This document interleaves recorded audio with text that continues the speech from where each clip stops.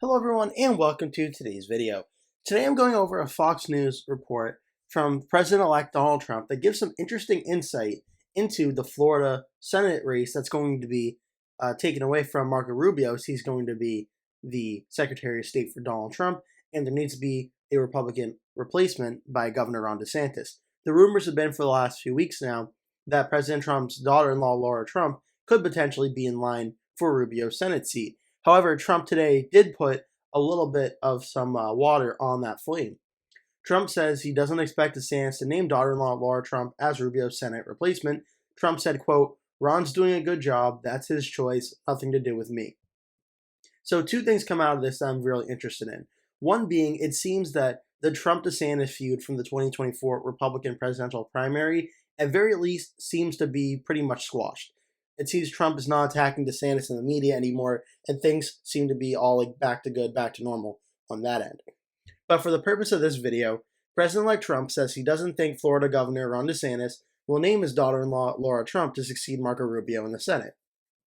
Trump said, quote, "No, I don't. I probably don't, but I don't know." Trump said Monday as he took questions from reporters at his Mar-a-Lago club in Palm Beach, Florida. "Ron's doing a good job. That's his choice. Nothing to do with me." Trump last month announced that he would nominate Marco Rubio, the three-term senator from Florida and a senior Republican member of the Senate Foreign Relations and Intelligence Committees, to serve as Secretary of State in his incoming administration. Since then, the president-elect and some top Trump allies have recommended that Lara Trump, who from March until a week ago served as the Republican National Committee co-chair, fill the next 2 years of Rubio's term in the Senate. DeSantis has said that, quote, he'll make a decision on the Rubio Senate replacement by early next month.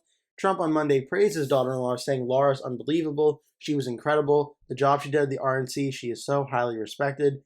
He added that Lara Trump is also so highly sought after, saying, I also know that Lara got so many other things. She's got so many other things. People want her to be in television, they want to give her contracts. She's got so many other things that she's talking about.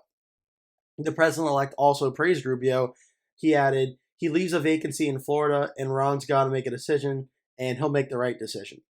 Sources have confirmed to Fox News that Trump told DeSantis he would like to see his daughter-in-law succeed Rubio, but Republican sources in Florida suggest that DeSantis is more likely to name someone who's held public office in the Sunshine State. Lara Trump, in interviews with Fox News and the AP, has said she would seriously consider serving Florida in the Senate.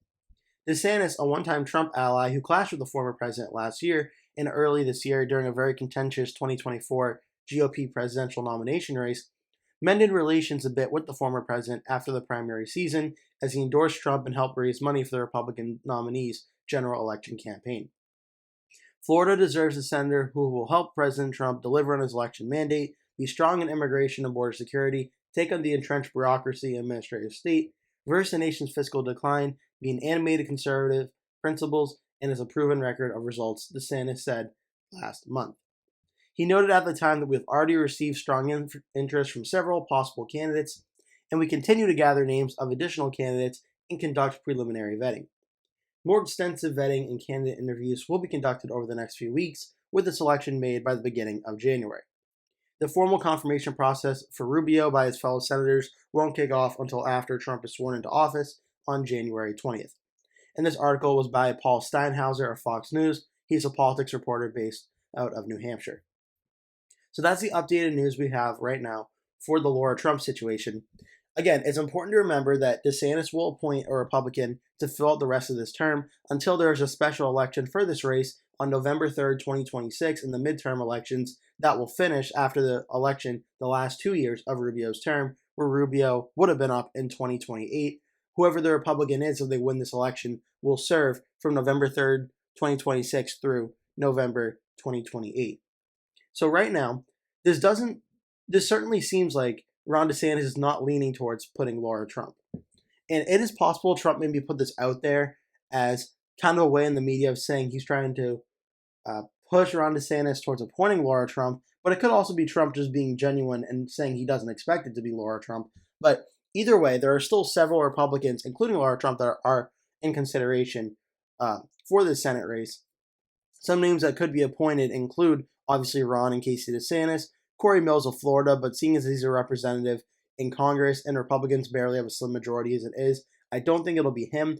Right now, we're looking at Ashley Moody, who is the Attorney General of Florida, Jeanette Nunez, the Lieutenant Governor of Florida, the former Speaker of the House, Jose Oliva, and Chief of Staff James Altmaier to Governor Ron DeSantis. These are kind of the names that were being looked at alongside of Lara Trump to be the top contenders for this race. So again, as the article says, who DeSantis will choose is really up to him, and we're not going to know until DeSantis makes that choice. But we do know there will be an election in 2026 to fill the remainder of this term.